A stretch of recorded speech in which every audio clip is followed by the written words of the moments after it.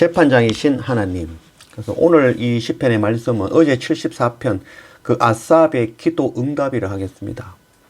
아삽은 대적들이 하나님의 성전을 회파하고 또 백성들을 압제할 때 과연 하나님이 어디 계십니까? 라며 물으며 하나님의 도움을 구하였죠. 오늘 말씀은 마침내 하나님께서 그들에 대한 하나님의 심판을 선포하셨고 그것을 보고 승리와 감사의 영에 사로잡혀서 아삽이 노래하는 말씀이 오늘 시편 75편에 하겠습니다. 하나님께서는 멀리 계신 것이 아니었고 바로 우리 가장 가까운 곳에 계셨던 하나님이셨던 것입니다. 1절 하나님이여 우리가 주께 감사하고 감사함은 주의 이름이 가까움이라 사람들이 주의 기이한 일을 전파하나이다.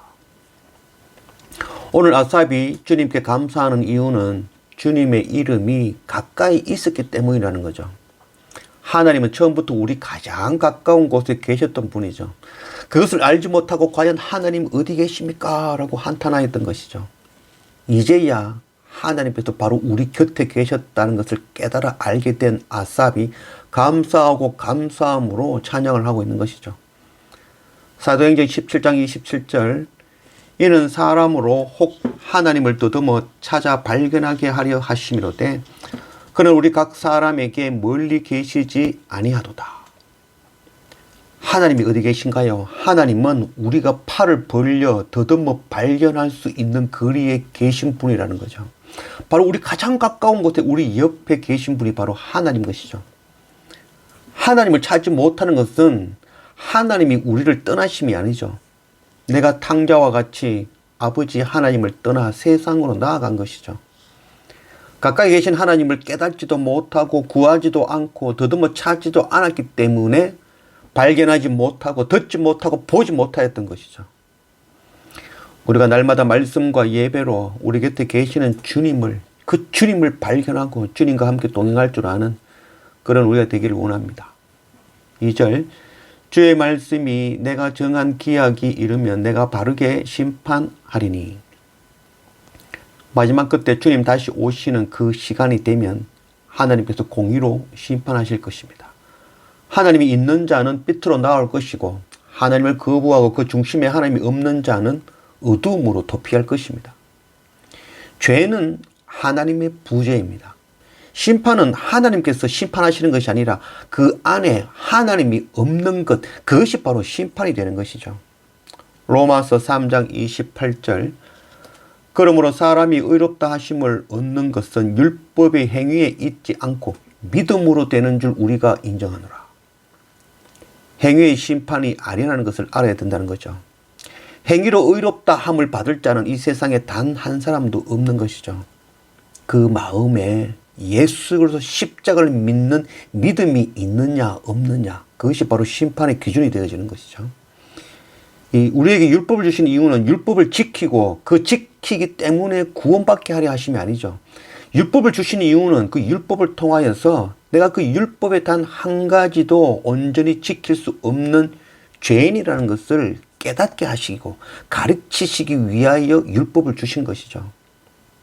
그 율법을 통하여 내가 철저하게 죄인 중에 괴수임을 아는 자, 그는 다른 길이 없음을 알고 예수 그리스도 그 십자가 앞에 나아가 엎드리게 되어지는 것이죠. 그것을 하나님께서는 의롭다라고 칭해 주시고 그것이 바로 구원이 되는 것입니다. 그러나 스스로 의롭다 하는 자는 내 스스로가 어려운데 주님의 십자가 필요치 않게 되어지는 것이죠. 그것이 결국 심판인 것입니다. 5절 너희 뿔을 높이 들지 말며 교만한 목으로 말하지 말지어다. 이 교만, 뿔을 높이 드는 것, 심판을 피하지 못하는 자들의 특징, 그것이 바로 교만이죠. 스스로 의롭다 여기는 것, 내가 죄 없는 자라고 여기는 것. 그래서 이 법을 지키는데 다른 사람들보다 내가 하나라도 더 지키면 저 사람들보다 내가 더 의롭다고 여기는 거죠. 스스로 의롭다 여기는 그 교만. 스스로 의롭다 여기는 교만에는 방법이 없는 것이죠. 잠언 16장 18절 교만은 패망의 선봉이요 거만한 마음은 넘어짐의 앞잡이니라. 교만에는 방법이 없습니다. 날마다 말씀과 예배를 통하여 십자가 앞에 엎드릴 줄 아는 우리가 되기를 원합니다. 6절 무릇 높이는 일이 동쪽에서나 서쪽에서나 말미암지 아니하며 남쪽에서도 말미암지 아니하고 오직 재판장이신 하나님이 이를 낮추시고 저를 높이시느니라. 주님 오시는 그날 마지막 하나님의 심판은 오직 하나님이 기준이 되시는 거죠. 하나님 마음대로 막 판단하고 하는 것이 아니라 하나님이 있는 자는 구원, 하나님이 없는 자는 심판으로 나아가게 되어지는 것이죠. 빛이 임하시면 어두움은 사라질 수밖에 없는 것이죠. 9절 나는 야곱의 하나님을 영원히 선포하며 찬양하며 또 악인들의 뿔을 다 베고 의인의 뿔은 높이 들리로다. 이 야곱의 하나님, 야곱이라는 뜻이 바로 속이는 자죠. 발뒤꿈치를 잡는 자죠.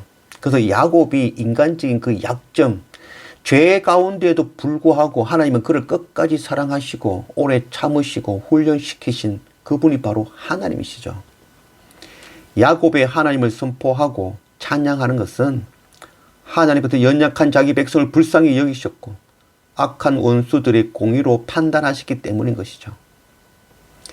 이 참된 찬양 그리고 우리가 선교하는 그 전도 이것은 바로 하나님의 은혜와 구원을 깊이 체험할 때 나오는 것이죠. 오늘 말씀에 보면 악인들의 뿔을 다 베고 의인의 뿔은 높이 들리로다. 악인들의 권세가 일시적으로는 이 땅에서는 더 크고 강해 보이지만 하나님께서는 그것을 다 깨트리시고 파해버리시며 낮추실 것입니다. 그러나 스스로 죄인임을 알고 하나님의 긍휼을 구하는 자는 비록 지금 낮고 천해 보이고 약해 보일지라도 하나님께서는 그들을 강하게 하시고 마침내 높이 세우실 것입니다.